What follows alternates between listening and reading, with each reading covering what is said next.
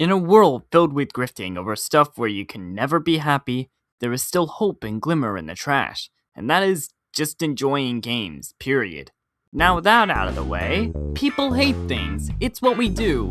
Negativity bias really impacts how we think of specific entities. Nintendo released an $80 download-only game. They're on par with Disney and EA with greed. Ignore the fact that other companies have been doing this for years. Rockstar Games would never do anything bad. Guess I'm playing Terraria. The state of gaming in 2026 is quite a...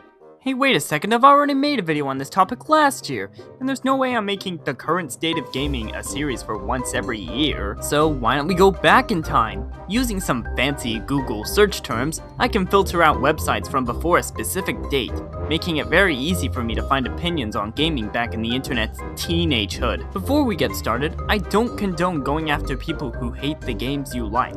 Not only is it rude to bash someone else's opinions, it probably won't work considering how old these articles and forum posts are. Opinions can change over time, especially in more than 2 decades.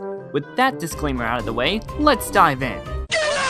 Everyone has their own opinions on what is their least favorite game of the year, so let's go through them all. I couldn't find much before 2000 outside of this one Time article about Mortal Kombat and Night Trap. Those games gave birth to the ESRB. Time jumped to 2004. People are reviewing the best and worst games of 2003.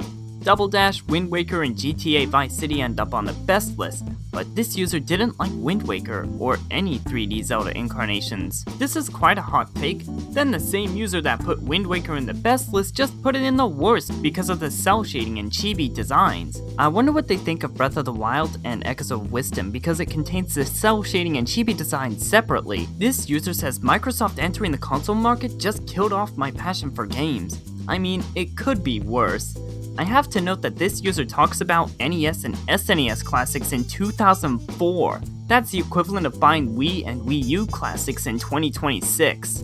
Feel old yet? Another user doesn't like any EA game. No big surprise there, but I thought EA's greedy tactics begun sometime around the early 2010s with the rise in popularity of loot boxes.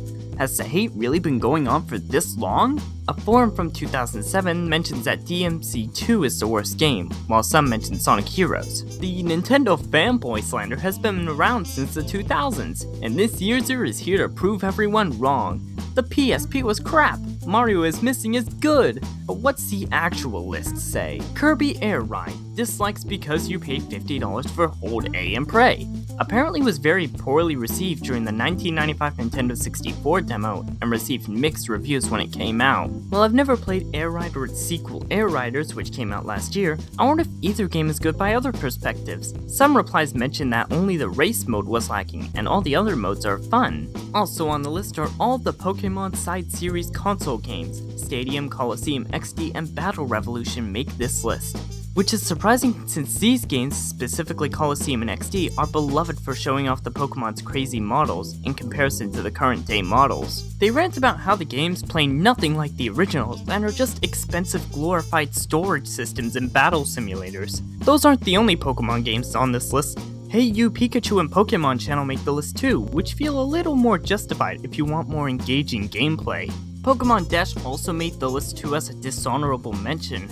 I guess this guy really hates spin-offs. They did like Ranger and Snap more than Mystery Dungeon, so it's not all I hate spin-offs, but people were calling the reviewer a lows I hate Pokemons guy because almost all of the spin-offs games were on the list. You know, looking back at older websites is so fun. I'm thinking about doing this again. This list doesn't have a lot of games I know, so let me know if these games are fondly received today. Here's an interesting read. Worst video game articles of 2012. Not video games, video game articles. I especially like this one. The guy just said the game was terrible because Ubisoft wouldn't give him a copy of the game early. But apparently the reviewer gave the first Assassin's Creed a 6, so Ubisoft stopped sending them review copies. Classic Ubisoft. It's hard to find info that's proven since this was so long ago and I don't want to be here for hours trying to uncover the proof, so just take that info with a pinch of salt. Jeff here rated Kirby's Epic Yarn as worst game of 2010. He doesn't seem to like the minimal plot, style, and super easy difficulty, while everyone else seems to like how beginner-friendly and feel good it is. Hey, wait a second, that sounds familiar. Over in 2012, we got IGN rating these games as poor. I don't know if these are good games, so let me know once again. Back to CNET for the 10 worst games of 2011. Once again, I'm listing games I'm unfamiliar with to let you be the judge. That year wasn't really a good year for Nintendo. They were starting to drop less games for the Wii, and the 3DS launch titles were lacking. Wow, that was fun. Let's go again. But this time...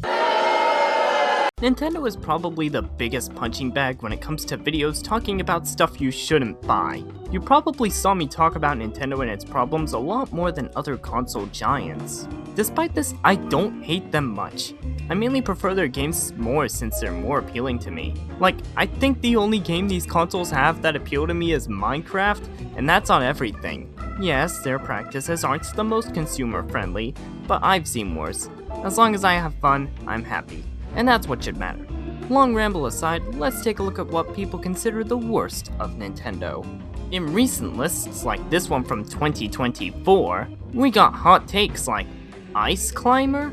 Not a lot of people seem to like 1-2 Switch, Sticker Star, The Dark Ages of Mario Party, Animal Crossing Amiibo Festival, and Star Fox Zero. You thought the Welcome Tour was bad? Well, pay full price for something else basic that showcases the Switch's features.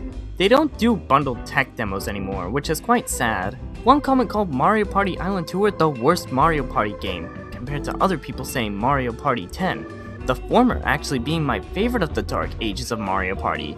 I mean, come on, that game has that cool microphone minigame.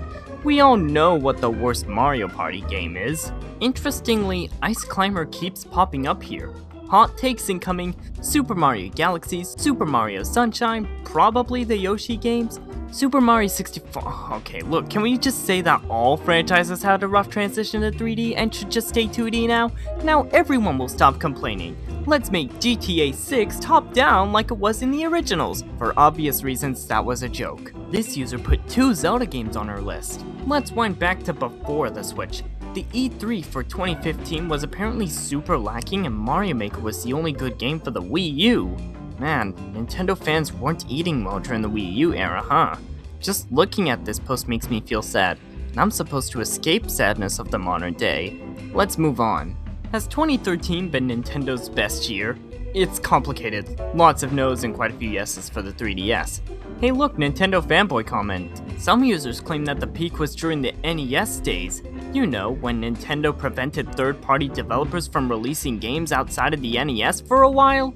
There's a really good video that goes in depth about it. I've linked it in the description. We go to 2006 for opinions, and while these aren't the worst rated games, these are the worst selling games, most of which are sports games. Once again, we revisit Cheap Ass Gamer for info about New Super Mario Bros., one of the more mixed 2D Mario entries. Nintendo DS is overrated. Oh boy, what a large wall of text this user wrote. Let's dissect it. They didn't like Mario 64 DS because it added new characters. I guess the fact that you have to either use the D-pad or touchscreen is a good criticism. Nintendo Wi-Fi is the worst online system I have ever seen. Now let's see how this user reacts when he realizes he must pay a subscription for arguably poorer online. Don't worry, Nintendo fans. He also crapped on the PSP, so I guess all handhelds are bad now. Let's check the replies. Anyone who says that these games are good games is a whoa! You can't say that anymore! Maybe in 2006, but not in the year of our Lord 2026. Oh wait, this post is 20 years old now. To make you feel old, I wasn't born when this thread begun, and I can vote in my country. Apparently this user also started the Xbox 360 sucks thread. Wow, ragebait has been a thing 20 years ago. Big surprise! Back to the New Super Mario Bros. Thread, I also found this post complaining about the price. Oh yeah, I remembered, prices! The 9th generation of console games are at the $70 to $80 price point. Not a good look considering the cost of living crisis going on. You might have heard people say that game prices were more expensive back then than it was today, back when gaming was more of a luxury than a hobby. Considering everything that's happening right now, we can probably start considering gaming a luxury again. Even retro gaming can't avoid the rising costs thanks to nostalgia. 7 years ago I got a DSi for $40, and now when I look online, it's doubled in price. And if you're looking for a 3DS, you'd probably be in less financial ruin buying an old Pokemon game. But that's a modern problem. Let's go back to looking back at what other people consider to be overpriced. You might have heard me talk about the $60 tech demo that was 1-2 Switch, 4 times more expensive than that Welcome Tour. But I said that before, let's talk about other games. What about full prices for subpar remakes? The Super Mario All-Stars 25th Anniversary appeared here too. I mean, this is literally the SNES ROM dumped onto a Wii disc. If you first looked at this box, you probably would have expected a remaster of the game, and not a one-to-one port. I knew we would have technically found a Pokemon should have stayed 2D comment. It's not directly, but still. Super Mario Party ended up on a lot of people's lists.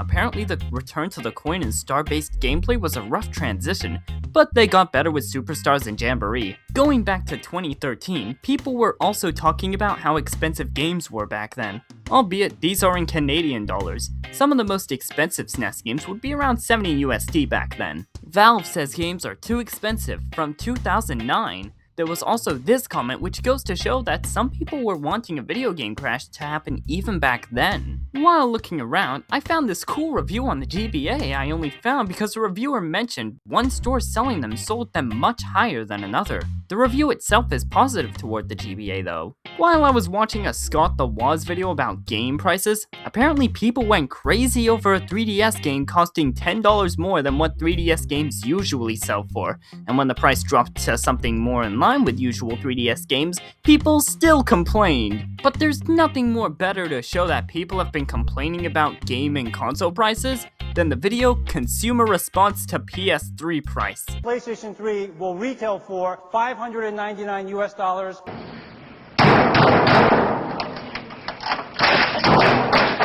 $600 for a 60GB PlayStation 3, or around $950 in 2026. For context, the PS5 Pro started at $700 plus $80 for the additional disc drive. Accounting for the price hike that happened after I wrote the script, a standalone PS5 Pro is still $50 cheaper than the PS3 at launch, adjusting for inflation. The PS3 had such a hefty price in the console wars that it had a slow start compared to the Xbox 360 and Wii. There was a cheaper 20GB version that sold at $500, but was still far more expensive than the competition, and you'd be missing out on Wi-Fi and HDMI. You did get lots of nifty features like the ability to play Blu-ray, but even HD TVs were expensive back then.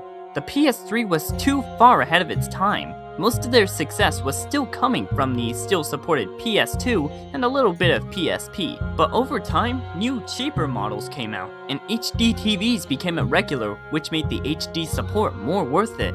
Not to mention the more expanded library of games. This led to it narrowly beating the Xbox 360 at the end of its life. This Reddit post from 2009 has some pretty interesting info on the PS3 when it was still struggling a little bit. One thing the previous generation and the current generation can agree on is that DLC mostly sucks. Well, that was fun. But I only really took a look at the Nintendo side of things because I'm more experienced in that field compared to other console giants. And I think it's safe to say that yes, people have been complaining online since the internet was a thing, and it will keep going for as long as the internet is still online. But why? 2 words: generational bias. The things we grew up with as kids will almost always be more fun than the stuff we play as adults. Back then, we were more clueless on everything going on. Heck, I didn't get much internet access when I was younger because of how foul the internet was. Looking back at those 2000s forums, you can tell the adults had more fun playing the sprite-based games of the 80s and 90s compared to the higher quality 7th gen games, because that's all they had when they were kids. Most kids these days may like the current generation of consoles, while us Zoomers miss the good old days of the Wii era. But in another generation or two where the PS7 is a thing, I bet the kids of today will trash the future console generations and would want to go back to the era with Switch 2 game keycards and $80 games. But hey, if you're watching this, you can remind those kids that back in your day, those things were hated. There's probably more stuff to explore in the old days of the internet, so let me know what other things you would like to see in a theoretical sequel of this video. I recently looked through user reviews for Pokemon games on Metacritic, and there's quite a few interesting things to talk about. Maybe that could be a sequel. Let me know what you want though.